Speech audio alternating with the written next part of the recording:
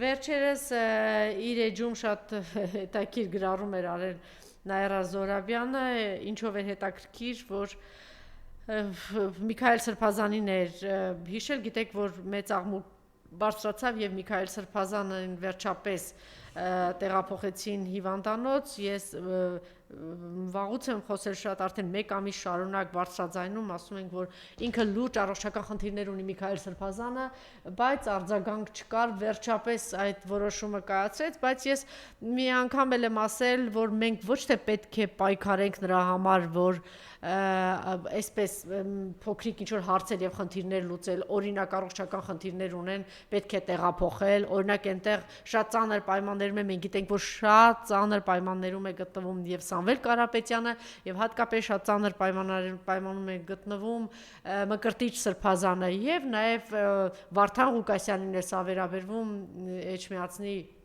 Գյումրու ընտրված քաղաքապետի մասին է խոսքը եւ նաեւ Մասիսի ընտրված քաղաքապետի մասին է խոսքը։ Սրա մասին իհարկե պետք է բարձրաձայնել, պետք է աղաղակել, որ անպայման իրենց պայմանները բարելավեն, բայց միևնույն է մեր պայքարը ոչ թե պիտի լինի այդ ուղղությամբ, այլ պայքարը պիտի լինի շատ ավելի տարօրինակ եւ շատ ավելի կարևոր, թե նա ով որ գցել է իրենց այդ պայմանների մեջ եւ մեր հայրենիքը այս վիճակում պայքարը իրականում պիտի գլոբալ խորքային մեծ լինի եւ նրանց վռնդելու այսօրվա իշխանությունների վռնդելու մենք դրանով պիտի զբաղվենք, ոչ թե այսպես կարճաժամկետ ինչ որ փոքրիկ ինչ որ հարցեր լուծելով։ Բայց ինչն էր ուշագրավ այս օրերին ինչ է գրում, ինչի մասին է գրել Նաիրա Զոհրաբյանը, շատ հայտնի բան է, ուրեմն սա Արմինե Մելիքսեթյանն է,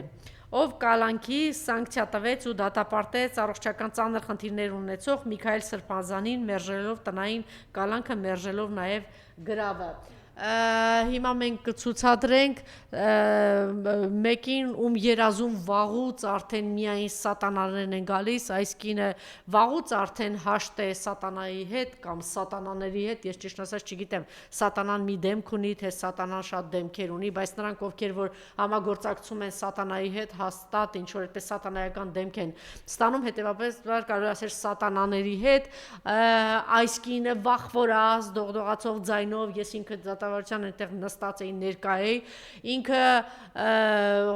հայտարարեց այն մասին որոշում կայացրեց, որ կալանքի վերցնել Միքայել Սրբազանին, այնպես որ սատանայի հետ գործարքի մտած եւ գիշերներ իր երազում սատանաների հաշտ, ինչ որ խրախճանքների եւ խնջույքների մասնակցող այս տիկնոջ մասին է խոսքը, այս դատավորի մասին է խոսքը։ Եվ այսպես Միքայել Սրբազանին մերժելով տնային կալանք, մերժելով նաեւ գրավը, այս տիկինը, որ չհամաձայնեց ոչ տնային կալանք տալ, ոչ էլ գրավի դիմաց ազատ արձակել Միքայել Սրբազանին։ Հիշում եք, չէ, օրերս Երևանի կենտրոնում Շամշամ Կետկոմի Տեսլա ոչ ստապ վիճակում գտնվող վարորդական իրավունք չունեցող 29-ամյա աղջիկը դուրս էր հանդիպակաց ուղուց, բախվել էր մեկ այլ մեքենայի, ինչի հետևանքով տեղում մահացել էր 29-ամյա երիտասարդ։ Տեսլայի վարորդը ըստ նույն լրատվամիջոցի Երևանում հաշվառված 29-ամյա Գոհար Մանուկյանն էր, որը սկզբում քննիչը որոշել էր ձերբակալել ու կալանքի միջնորդություններ ներկայացրել դատարան, բայց Միքայել Սրբազանի կալանքի սանկցիա տված Արմինե Մելիքսեթյանը այս դեպքում կալանք չի կիրառել, այլ տվել է տնային կալանք ու 10 միլիոն դրամ գրավ։ Հիշեցնենք, խայտառակ ոչ ստապ վիճակում գտնվող Գոհար Մանուկյանի պատճառով 29-ամյա երիտասարդ էր մահացել։ Արմինե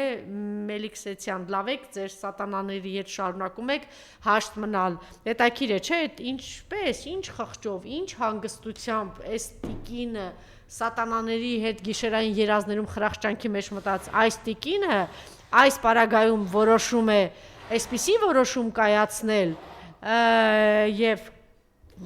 գրավի դիմաց այս դեպքում մարդասպան, մարդ է մահացել տեղում 25-ամյա երիտասարդ է մահացել, գրավի դիմաց հարբած վիճակում գտնվող այս աղջկան գրավի դիմաց թույլ է տվել ազատ, բայց Սրբազանի նկատմամբ այդպիսի որոշում էր կայացրել։ Հիմա պատկերացնում եք, չէ, եթե այս ԿՊԱ-ական անդասիրակները լինեին ընդդիմադիր կամ Նիկոլը շարունակեր ընդդիմադիր մնար, ինչ աղմուկ էր բարձրացել, ինչ վայնասուն իր այլանդակ ձայնով եւ բառամթերքով եւ ոչ միայն ինքը, այլ իր ամբողջ թիմը ինչ էր արել։ Ահա այսպիսի բաներ։